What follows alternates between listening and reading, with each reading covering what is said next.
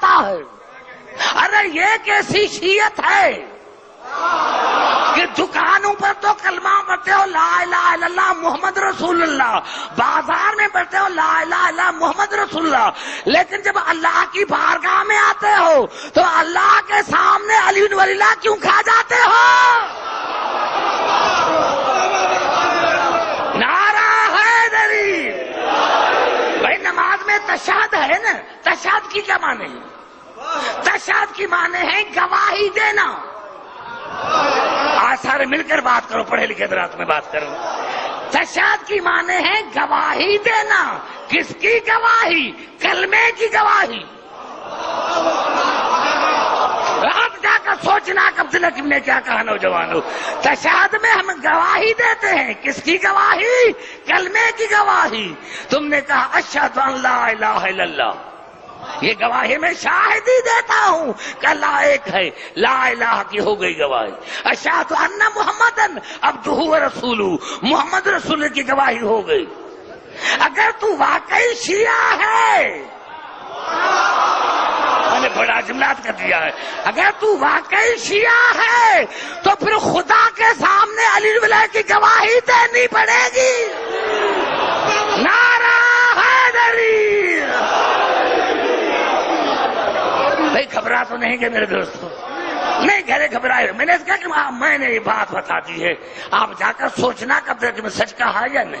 یعنی تم کلمہ پڑھتے ہو لا الہ الا اللہ محمد رسول اللہ علی بن ولی اللہ، تو تشہد مانے ہیں گواہی. تو تشہد میں تو ہم گواہی دیتے ہیں. کس کی؟ کلمے کی. تو پھر علی بن ولی اللہ کیوں؟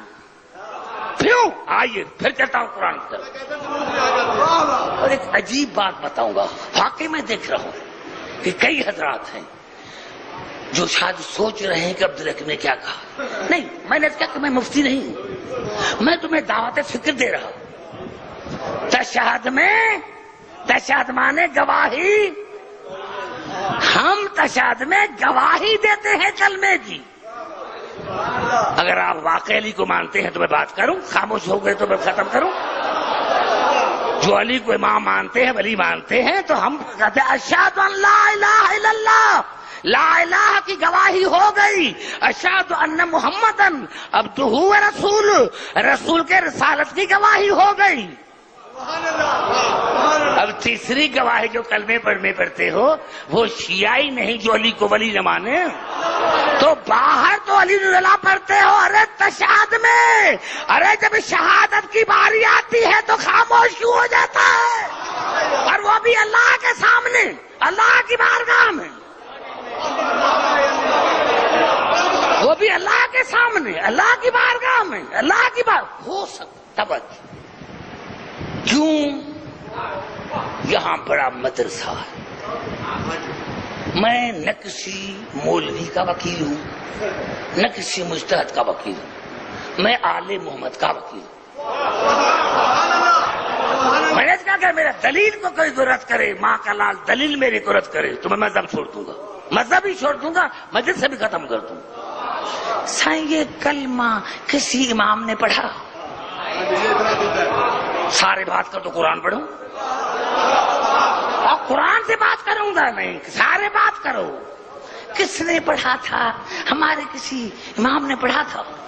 اور اگر میں قرآن سے ثابت کروں، اگر میں ثابت کروں کہ تشہد میں رسول بھی علی علیہ پڑھتے تھے،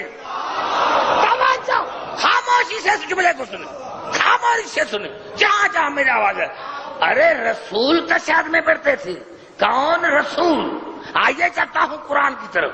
سورت بنی اسرائیل آیت نمبر 110. میرے مولا کے عدد بھی 110 ہے، آیت کا نام بھی 110 ہے. زبان سے بات کرو میرے خاموش بیٹھنے والے نوجوان لوگ. کیا آیت کا نمبر؟ سورت بنی اسرائیل کا آیت نمبر 110، سورت بنی اسرائیل. اور اس کی تفسیر ہے تفسیر برہان، جلد دوسری، صفحہ نمبر 368، 368. کل میں یہاں ہوں، مولویوں کے پاس جانا کہ عبدالحکیم نے حوالہ دیا ہے، دکھاؤ تفسیر. ہماری بڑی تفاسیر ہے. پہلے آیتیں سنو. ولا تجہر، سورت بنی اسرائیل مکی سورت ہے. لاہور والوں علی کا سن کر خاموش ہو. میں تو کہا تھا تم مست ہو جاؤ گے، میں تو کہا تم مست ہو جاؤ گے. دیکھو کیا الفاظ ہیں، ولا تجہر بصلاتک. میرے حبیب ابھی اپنی نماز کو آہستہ پڑھو، اپنی نماز کو آہستہ پڑھو. ولا تو خافت علیہا، اور چپکے سے بھی نہ پڑھو، ایسے پڑھو کہ دنیا کو معلوم ہو کہ پڑھ رہا ہے. وب تک بین ذالک سبیلا. اور ترجمہ مسلمانوں نے لکھا کہ تم درمیانی راستہ اختیار کرو. مجھے سمجھائے کوئی مولوی، کل مجھے لے کے چلو کسی مولوی کے پاس. اللہ کہنا کیا چاہتا ہے؟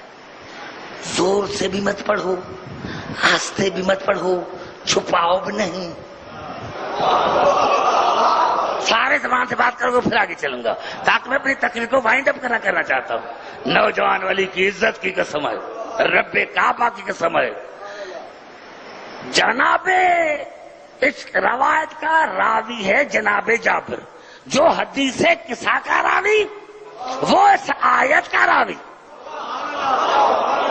اور کس سے پوچھ رہا ہے؟ ہمارے 5ویں امام سے، محمد باقر سے. درود پڑھے محمد عالم پر. اب میں دیکھوں گا کہ آپ کے چہرے اترتے ہیں یا خوش ہوتے ہیں. میں اس کا نہ مانو، وہ آپ کی مرضی ہے، لیکن خوش تو ہو کہ ہمارے مولا کا ذکر ہے. ہمارے 5ویں امام کے پاس جناب جابر آئے، ابو حمزہ صومالی آئے. ابو حمزہ کون؟ ہمارے 4تھے امام کا صحابی.